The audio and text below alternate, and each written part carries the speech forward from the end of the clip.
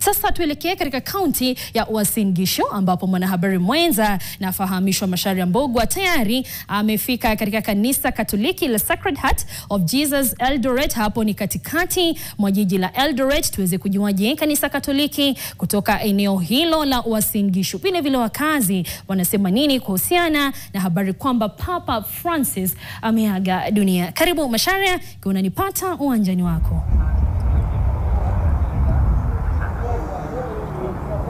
Namles, tuko katika kanisa Katoliki la Sacred Heart of Jesus jijini Eldoret, ambapo kwa sasa kuna misa ambayo inaendelea Pasaka ya waumini, na kwa kweli tumeweza tu kupatana na waumini wa Kikatoliki, haswa vijana ambao wamekuwa na shughuli yao hapa hivi hii leo, ambayo huwa mara mingi huwa wanaifanya wakati wa likizo, na ni taarifa ambayo imeweza kupokelewa na uchungu mwingi haswa kwa Wakristo wa kanisa ya Katoliki. Bila kupoteza wakati, labda niweze tu kuzungumza na baadhi yao nikiongozwa na mmoja hapo. Utatueleza tu majina.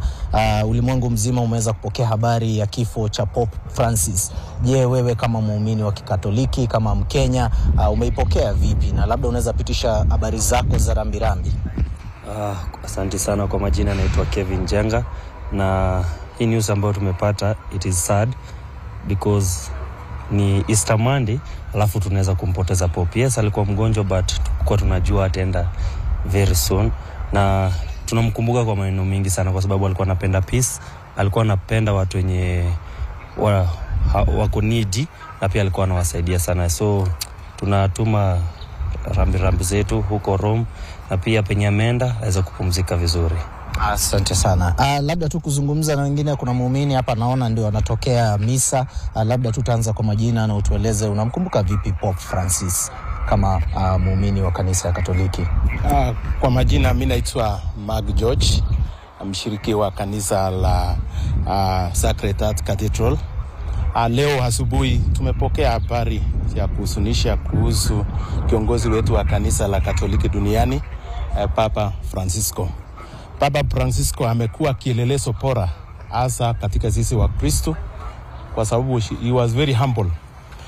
Wakati alikuwa anachukua china ya Mtakatifu Francisco wa Asisi, ambaye ni mtu ambaye alikuwa katika kwa hii dunia akishiriki katika maisha ya kunyenyekea. Alikuwa mtu mnyenyekevu sana kama papa, na tumejifunza mengi kama Wakristo, kunyenyekea kama Wakristo, hasa wakati tunapojiandaa katika safari yetu ya kwenda mbinguni. Labda tu kwa ufupi unaweza tuelezea unamkumbuka vipi, unaweza mkumbuka aje Pope Francis kwa matendo yake?